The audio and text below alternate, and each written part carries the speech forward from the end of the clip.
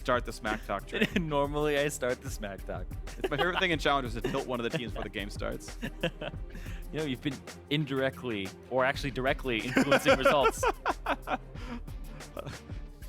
Shh, competitive integrity, Zirene.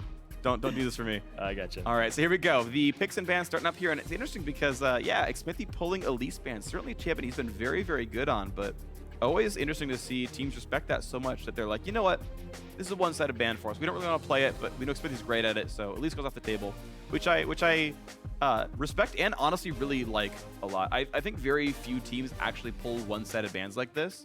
Instead of banning the meta champions, you ban what they really enjoy. Same for the Twitch ban, right? Like, yeah, okay, Twitch is seen sometimes, but more often than not, it's because it's OQ playing it. Yeah, it's pretty much OQ's best performing champion. And the Alawi. I love bans like this. It makes me give so much more respect to the teams here. Yeah, this also means very one-sided bans. This also means that Vladimir, Azir, Rise, one of them is going to get first picked here, most likely. GBM has only played one Azir game though, and it was a loss. And he was like 1-4 on it. And I think that might be what CLG's going for, because they want to have Huhi with that Azir pick. Yeah, I know he likes it a lot, and he's shown good results on Rise. The final ban coming through for NRG is Jax. And again, it's bans at things the other team has shown success on, because a meta champion you can just trade back and forth for. If you pick Rise, I'll pick Azir. You know what? That's probably okay for us. But what do we be Alawi with? Well, I don't know. No one plays it. It's way better ban. You gotta think about that. And also this last ban, it's probably going to be a meta ban of Vladimir, because GBM is carried on Vladimir, and that's been a lot of energy success. That's the one champion I would actually give you over, is that he's so good on this one. But actually, no, it's another OQ ban. So interesting. Caitlyn removed off the table.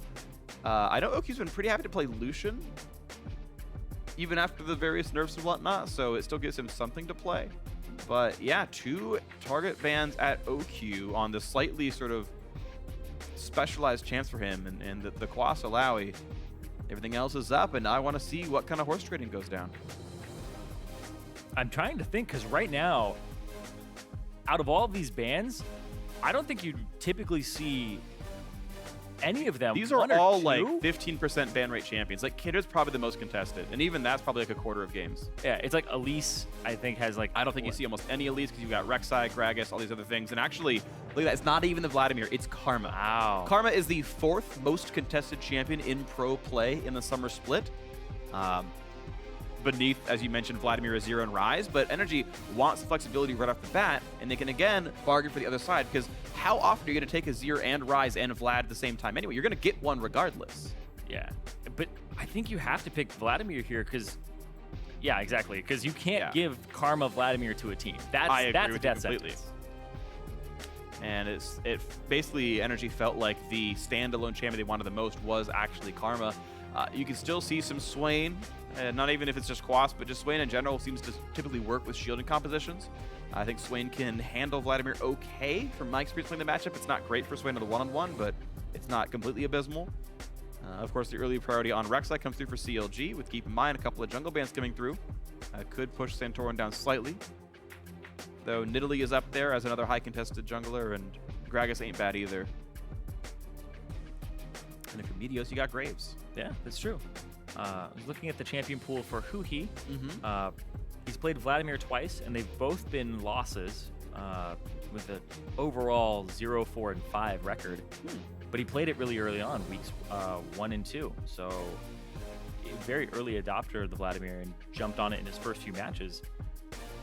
Well, look at this, though. It looks like Meteos and Santorin decided to share notes a whole bunch before class, because we normally don't see a ton of Graves, but now both these players have been prioritizing that champion quite highly, honestly. I want to see what his keystone is, because there's this Thunderlord's Graves going around right now, where it's all about that burst.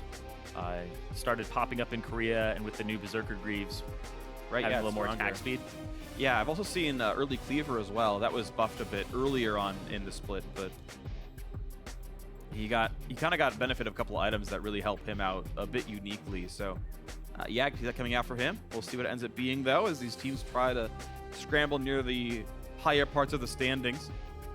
Another Liquid is getting farther and farther out of reach. The only team they can really target to pull down to their level is Apex, who will be playing later on today. Apex still sitting at 4-4 right now, and if they lose, that puts CLG, if they win, at a tied spot, and they can try to climb up and over them for 6th place later on in the split.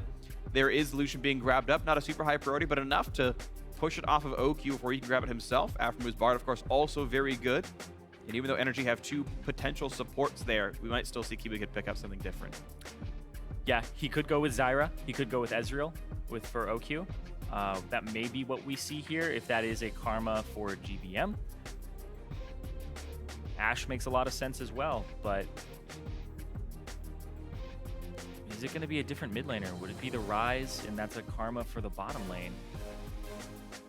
I think at this point, you want a really high impact mid laner like a Victor. Also, like what are you going to buff with the Karma? Yeah, there isn't too much to do with that. Also, against a Vladimir, you can get the root off when he's in the pool if you were to get the tether, but there's a reasonable matchup there.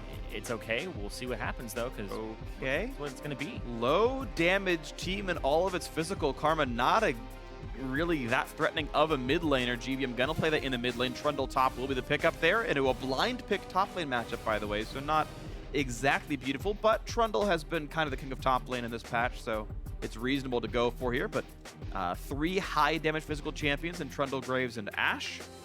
A Braum the tank and a Karma to support. I mean, it's a nice sort of well-rounded comp in that regard. You've got engage, you've got movement tools, but it's just physical heavy.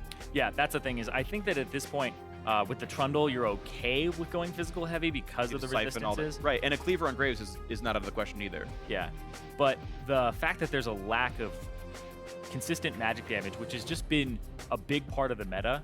That's why we see that's why we see Vladimir and Ryze be so highly contested, is because of that. And Karma is kind of that middle ground / substitute Lulu now. You really enable low mobility champions like the Trundle, like the Graves, so the composition can come around in that way. But overall, it's going to be kind of difficult here for NRG. They're going to look at some tank busting, but they also need to stop the slow push. Well, the thankful thing for them is there's no great tanks on CLG. Yeah, junglers actually get decent gold income, so you can really consider Xmithie a reasonable tank. It'll probably be Cinderhulk, but if he's getting a Sight Storm, that'll lower his gold a little bit. And Darshan, of course, now on more of a fighter here with the Fiora in the top lane. I don't get to see a ton. Well, actually, I see a fair bit of Fiora versus Trundle, but it doesn't feel like the easiest matchup. I feel like both these players could definitely win the one-on-one. So Darshan versus Quas. And imagine that CLG wanted the NRG was happy to blind pick for themselves. And we'll see if the Fiora can outplay the Trundle, as the rest of CLG have, I think, only okay playmaking. You're hoping the team can follow up on a Bard ulti without any really further lockdown. Rek'Sai only okay at it. GBM and the rest of NRG having probably a few more tools for that, thanks to OQ's Ashe. We will see if it happens, but this could be a very interesting matchup based on somewhat limited engage tools, a very volatile top lane matchup where it's very gold and level dependent. And if one of the teams can get ahead, that's going to be a winning game. And, well, Stixxay said that in the old style, we played around top lane, we played around the bot lane, we made that matchup work, and maybe they can do it again here because Fiora vs Trundle going to be volatile here. So as we get ourselves into the game, make sure to get your predictions on Twitter. If you're behind NRG, use the hashtag NRGWin. If you're behind CLG, then fans can tweet out hashtag CLGWin at LOL eSports. Let us know who it's going to be because we are ready to go into game 1 of this match to climb out of the bottom. NRG versus CLG. We got there eventually. Yep. Both teams, though, if there's anything about these teams that we can really say, it's that expectations have been all over the place. CLG, 2-time defending champions, being all the way at the bottom of the standings, 8th place. It's like, well, that's insane. They had such a great performance at MSI, and NRG, people were expecting them, with all these individually skilled players, to be a little bit higher in the standings. And both these teams, as we reach the halfway point, are in danger of missing playoffs with all the talent that's come in and is occupying those top 4, top 5 spots at the moment. Yeah, very true, honestly. It's really interesting seeing, if you look at, for example, GBM as a microcosm, like, was a pretty solid player over in Korea. Looked actually pretty good in Spring Split as well. It's not like he just didn't make the transition and the plane flight scarred him for life. But should have taken a Jin Air flight. Would have been better for him, right? But honestly, then Summer Split happens and he's suddenly the worst laning mid laner in the league. It's like, well, it feels like everyone got better, right? Like there's a ton of excellent players, right? Bjergsen and Jensen still around, and yeah, there's actually a lot of incredibly skilled talent now over in North America. Imports or not, these players are really good. And we'll see if, they can keep up with the ever-increasing power level of these teams. And I am actually shocked that that's what the vote is at right now. But this means that CLG's stronger because they're being doubted. Oh, wait, now they're going to lose. Now they're going to lose. Yep. Oh boy. They won game 1, they just lost game 2. See, that's the thing is CLG are always contrary to expectations, right? Yeah. You don't expect them Always the inverse of potential. to win, Yeah. and they win, and then, or sorry, you don't expect them to win and they win, like, The people exception were being like, the "Oh, MSI finals. Exactly. Where that one That exactly was- as people expected. that was the one that people were like, oh. But you Yeah, it's SKT. didn't expect them to get that far. But that's the thing is people got hyped. They're like, no, they're going to take down SKT. No. And then, No one actually Boom. believed that. Okay, some people believe that. Those people are insane. Hashtag Money Cristo things. I mean, he wouldn't have thought that, though. Who would have thought SKT? Well, exactly. That's what I'm saying. Like, pretty much everyone should have been on that yeah. boat coming into that final. I gotcha. Oh, man. But yeah, overall, expectations have been all over the place for these teams, and even the champion select was something unexpected. The bans were very unusual from both teams. They were targeted, and then the picks, we see Azir fall through the cracks, we see Rise fall through the cracks. Right. And that's quite shocking, actually, with all these high-priority champions up. And like NRG's draft actually looks a little bit like a Korean draft at the moment, because these are champions that they are favoring, mostly because those big ones are banned out. Big utility-focused team, really. Right? And again, they do have much more of it than Counterlogic Gaming does. They've got actually a reason to want to pick out tools, right? Braum can follow up, Trundle can follow up, with actual crowd control, right? With tools to keep your opponents in place. So, yeah, and the funny thing is, that's now a composition where NRG have to kind of have to win by making proactive, coordinated plays, right? They've got to get in there and actually force their will on CLG. Yep. And their engage is mostly that Ashe arrow. Got to get in there and land that. And looking at the keystones, it is Thunderlord's Graves. It's something that's been popping up quite recently. It's all about that burst, because if you can get in a nice, smooth auto attack Q, even if one part of the Q hits them, both parts it'll set off Thunderlords then. Yep. But your E auto attack reset just helps you. And sometimes you get a rapid fire cannon as well on top of it, so it's just even more burst. That hit comes through. And it's yeah. all about that. Well, NRG, all about that burst. No ages.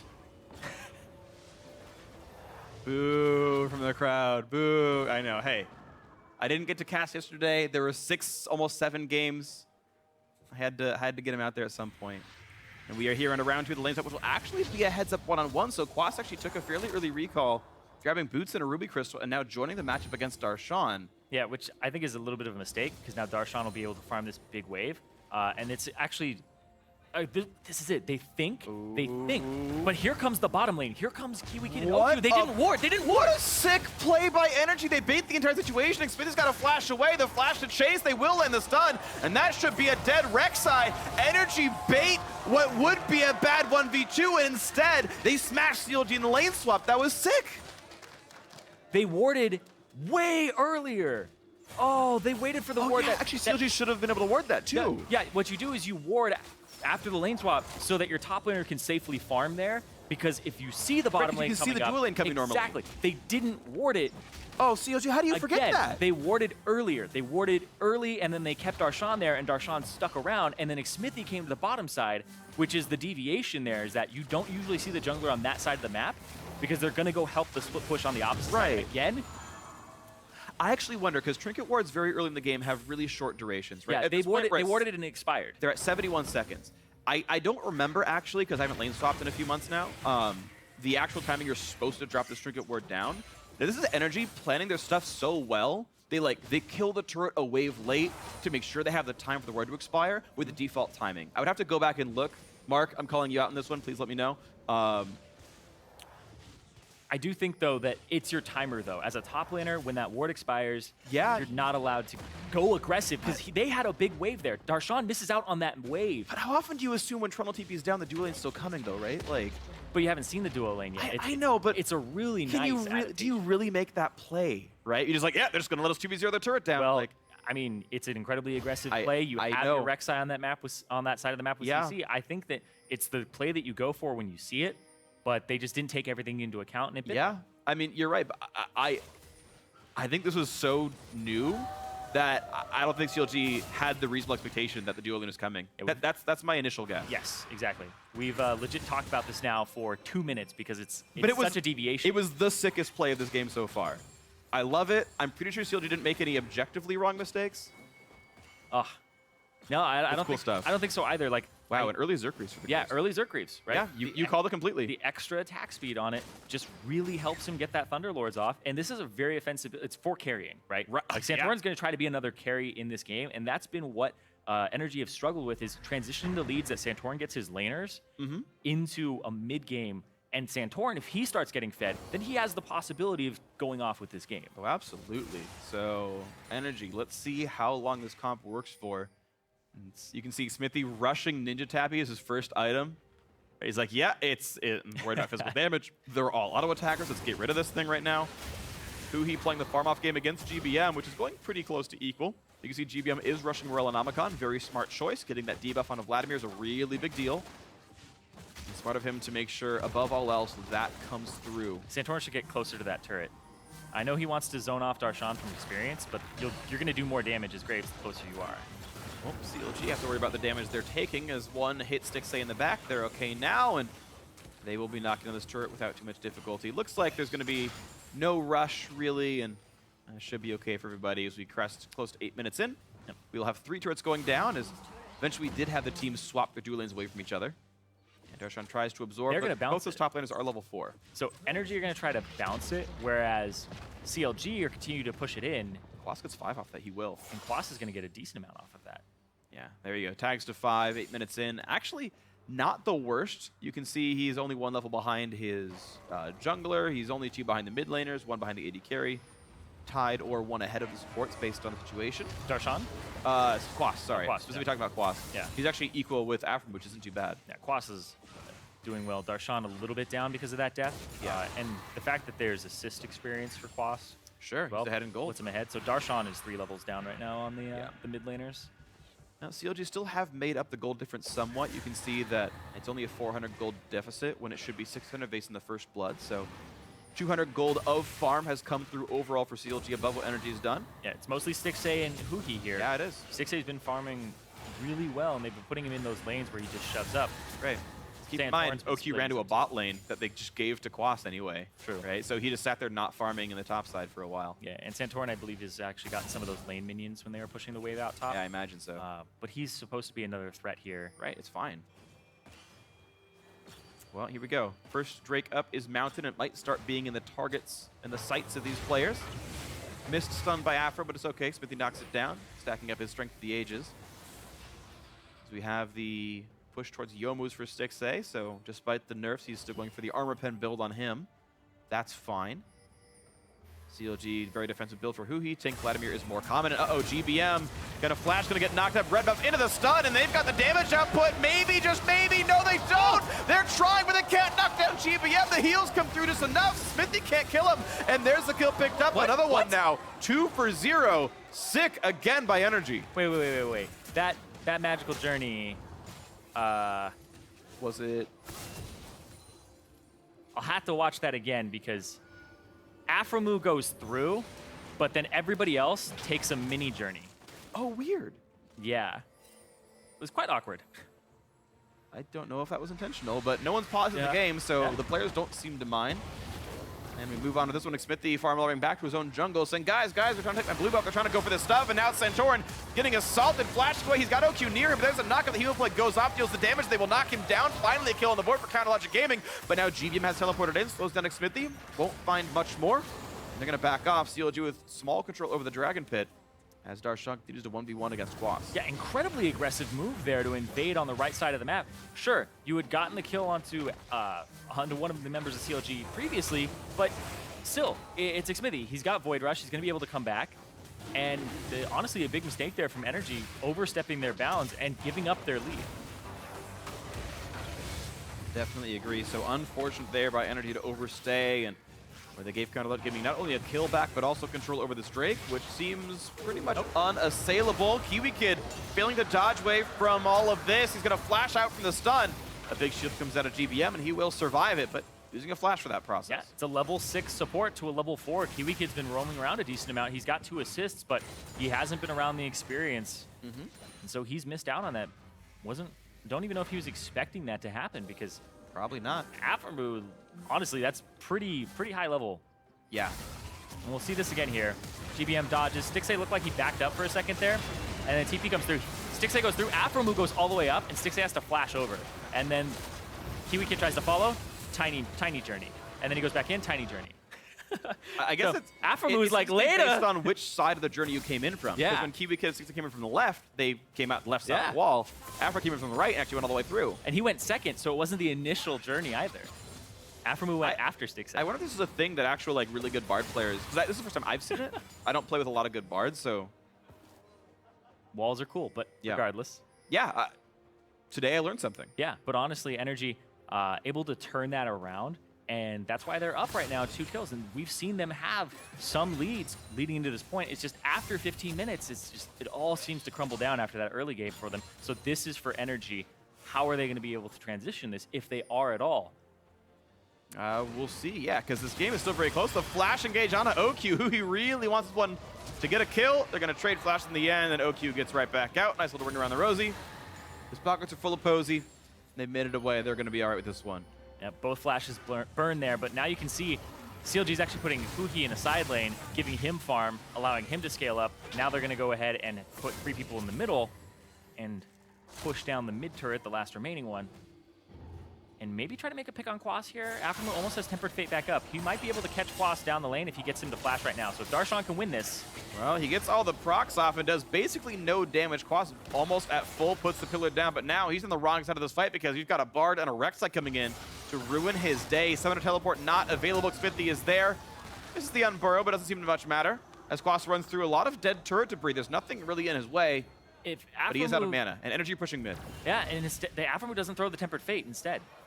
Because he's gonna just go die here. He knows he's gonna die. Needed a flash, but it doesn't ensure the assist comes through. There should be one more attack to kill him. Assist goes over to the Rek'Sai, and they're gonna be all right. Mid lane does not go down, and now GBM is caught out. Can Aphro lay in the stun? He's gonna try. He gets it onto him, but now here comes the shield in front, and Afro's gotta run, and get himself away. Killing doesn't get a kill, but now Huhi is in the mix, ready to dive into the back line. They get a kill on GBM. The re-engage for Stixxay does not quite get stunned. One auto attack would have knocked him down, but it doesn't happen. And a double kill for the CLG AD carry. Gets a lead finally against NRG. And CLG, 15 minutes almost around the corner for NRG, and they drop the ball again. CLG just took out top lane, took out, honestly, 2 more members after that, and it's off of these great collapses. They're playing the map better than NRG at the moment. Aphromoo knew that Darshan was going to be able to get that kill, and Darshan even has teleport, so if this goes poorly, he can TP in, but he doesn't need to. Huhi shows up, has his ghost, used his flash previously, but still has the summoner spell, and it just gives him so much damage. They take out GBM, and Santorin arrives, and he gets a large amount of burst, but still not enough to impact that fight in the way that NRG had hoped. Xmithie was actually just taking his red buff. He was just chilling in his own jungle, like not even part of the fight. Neither he or Darshan did anything at all. It was honestly an economy of resources there because Darshan doesn't TP in, doesn't freak out. Xmithie, he knows what he's capable of doing there, and basically his teammates had it. Yep. So nicely done counter logic gaming. Even though they have slightly fewer tools, we're seeing great ultis out of Aphromoo's Bard. One of his very best champions for sure. Kiwikid still not with an ultimate, and you gotta wonder at a certain point, experience the valuable commodity on supports. Attempted a steal, not gonna happen. Xmithie gets over the wall, and it goes to GBM properly. So nice management there by NRG to not freak out and make that happen. You know what I love is that we're seeing teams in this season always go after the enemy red buff, or enemy blue buff. When you're slightly ahead, just contest the blue buff. Even if it's not really a blue buff dependent mid laner, people still want to take it away. I think we're seeing that more now than any other season in history. Yeah, and it's still worth about 200 experience to a jungler, so you know that's not shabby by any means, certainly. So XP to deny away as well. Now the fight for the Rift Herald, and that should go pretty easily to Darshan as CLG. Look at their ward control. They've got red dots all around the place. Arrow just okay. He reposts it, nicely done. Now the fight to knock the thing down. No, they've got to get away, and it's gonna go over. CLG warm up the Rift Herald for Quas to give it over to him, and well, if Darshan liked the matchup before, it's going to be worse now. Yeah, and now Quas, he's got a bigger tool now. He's able to actually do a lot of magic damage, so it's split. That's the big thing for these guys, because he's able to use that buff and make it so that Darshan, even if he builds some armor and has those greaves, or the Ninja Tabi, he's going to be taking a decent amount of damage on top of that. Absolutely right here. So now we're seeing the builds continue to push forward. Right, the armor pen coming out of Santorin as he goes towards Hexbinker or Yomu's, and yeah, we got to see. I mean, this game's still pretty close, 900 apart, not too bad. NRG, though, actually, I guess, to be fair, NRG are doing better than average right now in their early games. They would actually normally be worse off than this. To be fair, they lose on average, so this isn't exactly a sign of winning, but So do CLG apparently. Yeah, at least CLG, have a lead at 15, which is more uncommon for them. So a better sign for these guys, absolutely. See if these teams can make anything else of it. Next Drake is up as Infernal, which honestly means a lot for NRG. Very rarely do you have 4 champions scale off that buff, and they have it. So, and even better than average Infernal Drake for NRG. Logic Gaming, par for the course. Not amazing on Vlad, to be honest, but pretty good on Stixxay and Darshan. So a better one for NRG. We'll see if they're able to secure it. Drake comes through, taking plenty of damage. Looks like there's not a lot of contest. Of course, they kill it fast thanks to the earlier Mountain Drake as well. But look at that. They're in to try to make the steal, and Santorin just wants in, and he gets it. Beautiful by Santorin, but he's going to get attacked. 1 kill picked up already by Xmithie. Now Huhi in the front line as well. A nice knockout comes out of the Bard. Oh! 4-man tempered fate, and temper your expectations, NRG, because you're all going down. Another 3 kills come through. Only OQ is alive. The slow out of Darshan, does he want to chase one? The answer is yes, he does. The ace comes through, and that was not worth the Drakes to, because now it's time for, not Baron, but maybe top lane waves. Aphromoo with the hero play there. Awesome tempered fate from him. You talked about it's probably one of his best champions. He's showing why. That was absolutely perfect. And crucial as well. That recap's a very big deal. CLG now ballooning very far ahead. They get to clear out the mid lane. They get to recall after knocking the turret down. And this gold lead is now 4,000 when it was under 1 a minute ago. Xmithie goes over, and Santorin walks up like, oh, got the Infernal. I did it, guys. Dies, gets burst out, doesn't have the strength of Aegis for the extra HP. Ultimate across, and then Quas flashes into it as well, because he's trying to get out of that area. And beautiful. Gets 2 flashes afterwards, and still GBM gets hit by a Cosmic Binding. The Tides of Blood flash. Yeah. From Huhi as well. And then the cleanup there. Perfect ace. Absolutely. Scumbag Afro to steal the kill, but that's okay. I think at a certain point, he just deserves that. I mean, how else could he get an ass, right? So, yeah, relevant pop culture references. I keep up. Don't worry about me. I wasn't worried. You know what? Hey, you know what's great about this game? I don't have to talk about Cloud Drake because it's not spawning this game. You're always going to find a way. You're always going to find a way. Yeah, the 3 worst Drakes are spawning. I'm joking. No. This is totally relevant. We're good. Still, CLG, substantial lead now for themselves. 4,000 gold up, and Huhi is showing that he's a bit of a threat in this game. He's keeping up in CS, and Stixxay is actually pulling a lot of work in that department as well. Yeah, honestly, great damage output, great farm overall. The plus 30 and plus 50 in the bot lane is rough stuff. Stixxay, well, here's another game where OQ's doing really poorly, and sadly, this is just the story now of NRG, where these players are not playing to their pedigree, and that's one of the major issues. And it's funny, as time goes on, we watch more games. Like, I feel like at a certain point, we almost filtered the thoughts here. It's like, NRG's major problem is coordination, a multi-language team, and those things are true. But when they're getting smashed this hard early game, and you see that happen with players like GBM and OQ, it's like hard to believe it. You're like, it's the language thing. But it's like, OQ's just legitimately playing really poorly this split, and GBM's actually having one of his worst performances in his professional career as well. And like, some of it's just individual. Frustration also will impact it. Oh sure, yeah. Like I don't know what their life is like outside of the actual games.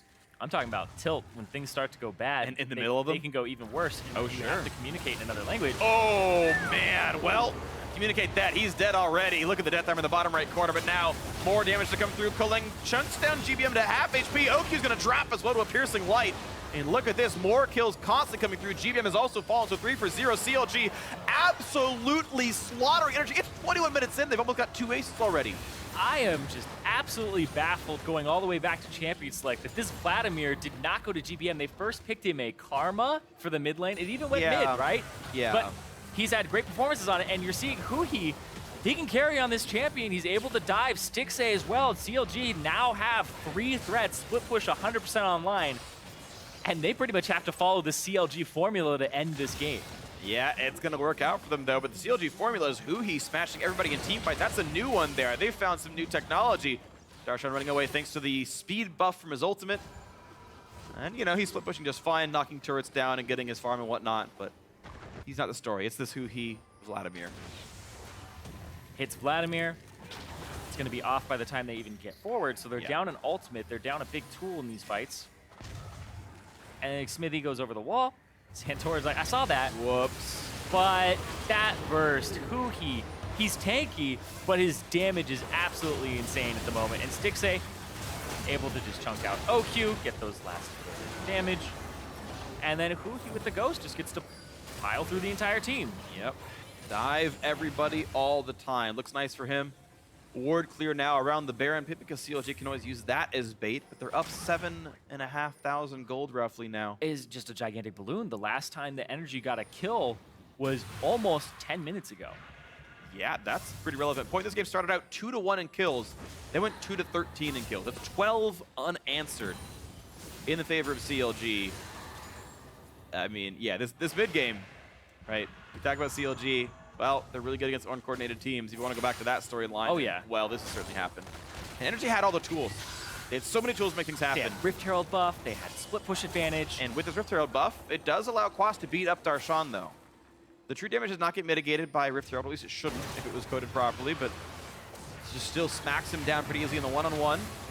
Baron pretty cleanly taken, no real ward control. Another attempt by Darshan, and he actually waits out Quas' ulti and then wins the fight once again despite Rift Herald. So round 2 going much, much better. And you're seeing the matchup play out. Baron buff helped, I'm sure, but still a great fight for Darshan. And Darshan's actually been playing really well this game. Yeah, no aside from the beginning play where they went aggressive with Xmithie, Darshan has been performing really well. I think that if you look at the way he's playing, he's not blowing his TP when he doesn't have to. It's not one of those TPs where it's like, oh, they already got this already, and it ends up being useless. He's maximizing his time on the map. And that play as well, a lot of Fioras will pop their ultimate when they see the Trundle ulti, because they think it's how they're going to escape. The movement speed, or even just, I need to turn and duel him because he's going to kill me first. Right. He kept his cool, got a little bit of HP back with the Ravenous, and then went back in and used the ultimate knowing he had the advantage. Just really calm play from somebody who has honestly not been performing to the peak that people knew him of for this split. But at least a little bit something better right there. Now Xmithie getting locked up, chained, rooted, stunned, everything. But look at how much damage he's not taking, staying alive. Huhi wants back in. A 3-man Bard ulti from Aphromoo. A blocked stun thanks to Kiwikid's shield, but Santorin running out of HP. Darshan takes him down off the screen, and now it's on to Kiwikid, being slowed down, being killed. By the way, bot lane wave pushed into the turrets already, and this could mean CLG just winning the game outright as Kiwikid is going to get chased down by Xmithie. This should be a pretty easy hunt for Jaws here as they push in for the Nexus turrets. Well under 30 minutes. Counter Logic Gaming, a shaky start, but a great mid-game. 25 minutes in, game 1, Nexus goes down. Beautiful stuff by the defending North American champions to push themselves closer and closer to a decent start to the split. One more game and they end up 4-5. CLG with an incredibly quick game, 25 minutes, and they didn't give up a kill for the last, honestly, 15 minutes of that game. Yep. That's insane. Their mid-game was on point, and NRG early game looked okay, creative, but then Aphromoo able to roam, able to get some great plays with his Bard, and that's a champion that if you're looking at target bans and champion select, that might be one of them that jumps up there now. That might be one that goes up in priority, but yeah, and the funny thing is, like, forget everything you know about CLG in the last month and a half. If I told you CLG beat NRG in 25 minutes, 16-2 in kills, you'd be like, sounds like CLG.